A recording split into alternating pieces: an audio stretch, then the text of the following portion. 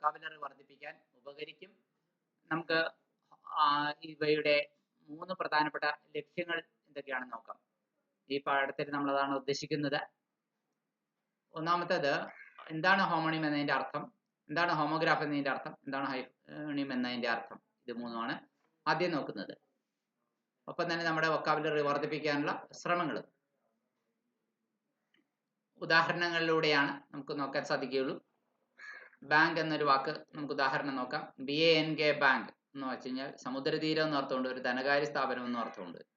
അപ്പൊ എന്താണ് ഹോമോണിംസ്? ഇതുപോലെ ഒരേ സ്പെല്ലിങ്ങും ഒരേ വ്യത്യസ്ത മീനിങ്ങും. അതാണ് homonyms refers to words that have the same sounds and sometimes spelling but have different meaning. ഉണ്ടോ? വേറെ വേറെ അർത്ഥമാണ്. ചില സമയത്ത് ഒരേ സ്പെല്ലിംഗ് വരെ ഉണ്ടായേക്കാം എന്നാണ് പറയുന്നത്. ഇത്തരത്തിലുള്ള ചില ഉദാഹരണങ്ങളിൽ നോക്കിയാലാണ് നമുക്കത് കൂടുതൽ വ്യക്തത വരികയുള്ളൂ. അതുകൊണ്ട് നമുക്ക് ഉദാഹരണങ്ങൾ നോക്കാം. എക്സാമ്പിൾസ്. ഇവിടെ ഒരു വേർഡ് നമ്മൾ FARE ഫെയർ, അതിന്റെ അർത്ഥം എന്താണ്? നീതിയോടെ പെരുമാറ്റം, being equal. FAIR fare refers to money being paid in riding a public vehicle. ഒരു ബസ്സിൽ യാത്ര ചെയ്യുന്നതിനുള്ള ബസ് ഫെയർ കൊടുക്കുക എന്ന് പറഞ്ഞാൽ നമുക്കറിയാം, ഒരു പൊതു യാത്രാ വാഹനത്തിൽ യാത്ര ചെയ്യുന്നതിന് കൊടുക്കുന്ന പൈസ നിരക്കിനെയും FAIR ഫെയർ എന്ന രീതിയിൽ പറയാറുണ്ട്. ഇപ്പൊ FARE ഫെയറും FAIR ഫെയറും രണ്ടും സ്പെല്ലിംഗ് വ്യത്യാസമുണ്ട്, പക്ഷേ ഉച്ചാരണം ഒന്ന് തന്നെ. ഇനി വേറെ എക്സാമ്പിൾസ് നോക്കാം. വാച്ച്, ടൈം പീസിന് നമ്മൾ വാച്ച് എന്ന് പറയും, WATCH. വേറെ എന്തെങ്കിലും ഒരു കാര്യത്തെ നിരീക്ഷിക്കുക, വാച്ച് ചെയ്യുക എന്ന അർത്ഥമല്ല. സ്പെല്ലിംഗ് ഒരു മാറ്റവും ഇല്ല എന്ന് ഓർക്കണം. അപ്പോൾ ഇത് ഹോമോണിംസിന് എക്സാമ്പിൾ ആണ്. അപ്പോൾ ഹോമോണിംസ് എന്താണ് എന്ന് ഏകദേശം വ്യക്തമായി കാണും. മിക്കപ്പോഴും ഒരേ ഉച്ചാരണം, മിക്കപ്പോഴും ഒരേ സ്പെല്ലിംഗ് വരാറുണ്ട്. ചിലപ്പോൾ സ്പെല്ലിംഗ് മാറ്റം ഉണ്ടാകും, പക്ഷെ അർത്ഥം വേറെ ആയിരിക്കും. രണ്ട് കേസിലാണെങ്കിലും. വേറൊരു എക്സാമ്പിൾ നോക്കാം. Change refers to the money returned after buying something that costs less than the amount given. അതാണ് പറഞ്ഞു വരുന്നത്. ചേഞ്ച് എന്നതിന് അങ്ങനെ ഒരു അർത്ഥമുണ്ട്. നോട്ട് ചേഞ്ച് ചെയ്തെടുക്കുക എന്നൊക്കെ പറയും. പിന്നെ മാറ്റിയെടുക്കുക, എന്തെങ്കിലും ഒരു കാര്യം മാറ്റം വരുത്തുക എന്ന അർത്ഥത്തിലും ചേഞ്ച് എന്ന വാക്ക് നമ്മൾ ഉപയോഗിക്കാറുണ്ട്. അപ്പോൾ അത് മറ്റൊരു ഉദാഹരണമായിട്ട് നമുക്ക് രണ്ടാമത്തെ ചേഞ്ച് ആണ് മേക്ക് സംതിങ് ഡിഫറൻറ്റ്, എന്തിനെങ്കിലും മാറ്റം വരുത്തുക, വ്യത്യാസം വരുത്തുക എന്ന അർത്ഥത്തിലും ഹോമോണിം നമുക്ക് ചേഞ്ച് എന്ന വാക്കിനെ നമുക്ക് ഉപയോഗിക്കാം. പണം ചേഞ്ച് ആക്കി എടുക്കുക എന്ന അർത്ഥം, പിന്നെ എന്തെങ്കിലും ഒരു സാധനത്തിൽ മാറ്റം വരുത്തുക ചെയ്യും. എന്തായാലും those are the words that have the same spelling but have different meanings. Also words that have the same sound but with a different spelling. Okay, ചിലപ്പോൾ അങ്ങനെയും വരാം, ഈ രീതിയിലും വരാം. ഒരേ ഉച്ചാരണം വ്യത്യസ്ത അർത്ഥം, അല്ലെങ്കിൽ ഒരേ സ്പെല്ലിങ് അതുപോലെ തന്നെ, പക്ഷെ അപ്പോഴും വ്യത്യസ്ത അർത്ഥമാണ് ഉള്ളത്. ഈ രണ്ട് രീതിയിലും നമുക്ക് ഹോമോണിംസ് സംഭവിക്കാം. ഈ കാര്യമാണ് നമ്മളിവിടെ മെയിനായിട്ട് ഹോമോണിംസിനെ കുറിച്ച് നമുക്ക്. ഇപ്പൊ എന്താണ് ഹോമോണിംസ്? അപ്രോപ്രിയേറ്റ് വേർഡ്സ് ഉപയോഗിച്ചിട്ട് ഫില്ല് ചെയ്യുക, എന്നിട്ട് നമ്മൾ ആൻസർ കണ്ടെത്തുക എന്ന രീതിയിലൊരു ചോദ്യം ആണ് നൽകിയിരിക്കുന്നത്. അതിൽ ഒന്നാമത്തെ ചോദ്യം നോക്കാം.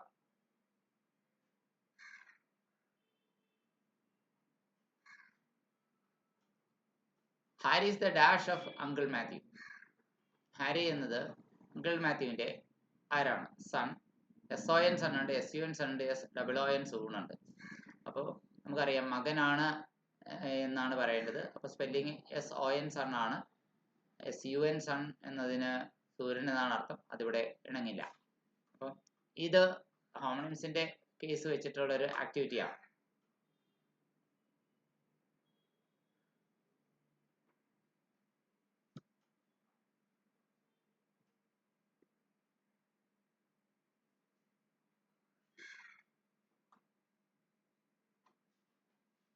My dog Cobb always wags its dash when I come home. നായ അതിന്റെ വാലാട്ടുക എന്നാണ് ഇവിടെ ഉദ്ദേശിക്കുന്നത്. നായയുടെ വാലിന് നമ്മൾ TAIL എന്നാണ് പറയുന്നത്. TAL ടെയിൽ ഒരു കെട്ടുകഥ ആണ് പറയുന്നത്, TL ടെയിലും അല്ല. അപ്പൊ ഇവിടെ കറക്റ്റ് ആയിട്ടുള്ളത് TAIL ടെയിലാണ് എന്നത് നമുക്ക് നോക്കാം. ഇനി മറ്റൊരു ക്വസ്റ്റ്യൻ ഇങ്ങനെയാണ്. Mom, I would like to eat some dash for dinner. Steak. ഇവിടെ STAKE സ്റ്റേക്ക് ആണ് നമുക്ക് മാച്ച് ആവുന്നത്.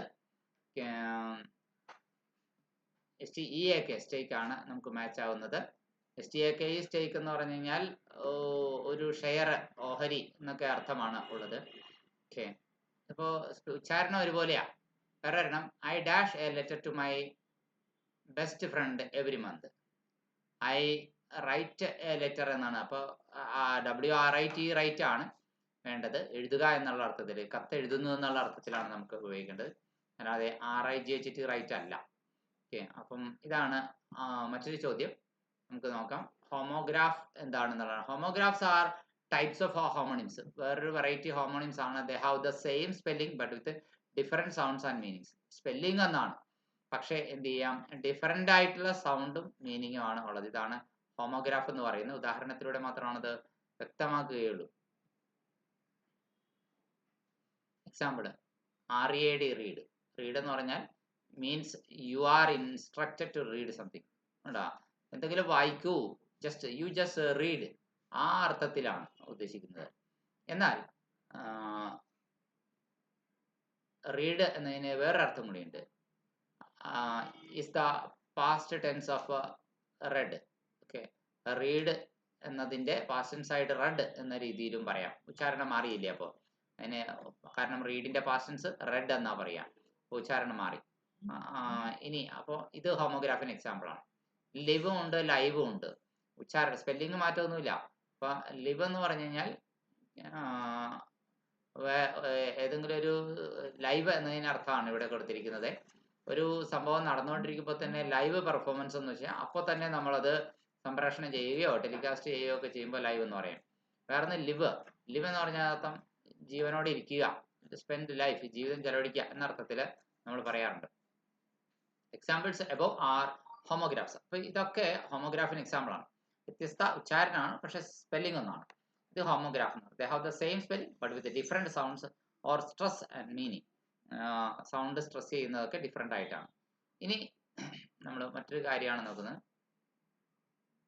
നമ്മൾ ചെയ്യാനുള്ള ഒരു ആക്ടിവിറ്റിയാണ് BOW ബോ. ബോ എന്ന് പറയുന്നത് അർത്ഥം തല കുനിച്ചു വണങ്ങുക എന്ന അർത്ഥമല്ല. BOW ബോ എന്നതിന് വേറൊരു അർത്ഥമുണ്ട്, വെപ്പണാണ്. ഉച്ചാരണം ഒന്ന് തന്നെയാണ്. ഇനി മിനിറ്റും മൈന്യൂട്ടും രണ്ടും തമ്മിൽ വ്യത്യാസമുണ്ട്. മിനിറ്റ് എന്ന് പറഞ്ഞാൽ വേറൊരു മീറ്റിങ്ങിലെ മിനിറ്റും ഉണ്ട്. സമയത്തിന്റെ സെക്കൻഡുകൾ ചേർന്ന് 60 സെക്കൻഡ് വരുമ്പോൾ 1 മിനിറ്റ് എന്ന അർത്ഥത്തിലുള്ള മിനിറ്റും ഉണ്ട്. മീറ്റിങ്ങുമായി ബന്ധപ്പെട്ടാണ് ഉള്ള മിനിറ്റ് ആണെങ്കിൽ മീറ്റിങ്ങിൽ എന്താണോ പറഞ്ഞത് അതിന്റെ ഒരു ചെറിയ കുറിപ്പ് എഴുതി വെച്ചതിനാണ് മിനിറ്റ്സ് എന്ന് പറയുന്നത്. എന്നാൽ സമയവുമായി ബന്ധപ്പെട്ട് ഇതുണ്ട് എന്നുള്ളതാണ്. ഇനി വേറൊരു കാര്യം നമ്മൾ നോക്കുന്നത്, the presenters will dash before the guest during the ceremony. Presenting ചെയ്യുന്ന ആൾക്കാർ, പ്രസന്റേറ്റേഴ്സ്, അവര് ഗസ്റ്റുകൾക്ക് മുമ്പിൽ ഈ സെറിമണിയുടെ സമയത്ത് വണങ്ങും എന്നാണോ, എന്താണ്, ബോയ് ആണോ, ബോ ആണോ, എന്താണ് അവിടെ? വിൽ ബോ ദ ഹെഡ് എന്ന അർത്ഥത്തിലാണ്, അല്ലാണ്ട് അമ്പും വില്ലിലെ വില്ലെടുക്കും എന്ന അർത്ഥത്തിലല്ല. ഇനി secretary will prepare the dash. Secretary prepare ചെയ്യുന്ന മീറ്റിങ്ങിലെ മിനിറ്റ്സ് ആയിരിക്കും അല്ലേ. അപ്പോൾ അവിടെ നമുക്ക് ഏതാണ് എഴുതേണ്ടത് നമുക്ക് ചിന്തിക്കാവുന്നതേ ഉള്ളൂ. മീറ്റിങ്ങിലെ മിനിറ്റ്സ് ആണ്.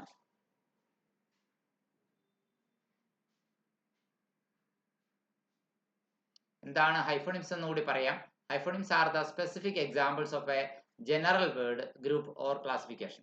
ഒരു ജനറൽ വേർഡിന്റെ അല്ലെങ്കിൽ ഒരു ഗ്രൂപ്പിന്റെ ഒരു ക്ലാസിഫിക്കേഷന്റെ സ്പെസിഫിക് ആയ എക്സാമ്പിൾ ആണ് ഹൈഫോണിംസ് എന്ന് പറയുന്നത്. ഓക്കെ, ഇപ്പം ഒരു ഉദാഹരണം, കളേഴ്സ് എന്ന് പറഞ്ഞു കഴിഞ്ഞാൽ അതിനെ സ്പെസിഫിക് ചെയ്യാണ്. ബ്ലൂ, യെല്ലോ എന്നൊക്കെ കളേഴ്സ് എന്ന കാറ്റഗറിയിൽ വരുന്ന ചില കാര്യങ്ങളാണ്. റെഡ്, ഗ്രേ, വയലറ്റ്, ഇതൊക്കെ കളേഴ്സ് എന്ന വാക്കിന്റെ, ഇതാണ് ഹൈഫോണിംസ് എന്ന് പറയുന്ന കാറ്റഗറിയിൽ വരുന്നതാണ്. ഓക്കെ, മരങ്ങൾ എന്ന് പറയുമ്പോൾ കുറെ മരങ്ങളുടെ സെപ്പറേറ്റ് ആയിട്ട് പേര് പറയുക, അതെല്ലാം എന്താണ്, അപ്പൊ കളേഴ്സ് എന്നുള്ളതിൽ ഇതൊക്കെ എന്ന group or classification, they are all categorised as colours. ഇതൊക്കെ കളേഴ്സ് ആണ് എന്നാണ് പറയുക, കാറ്റഗറി പറയാം.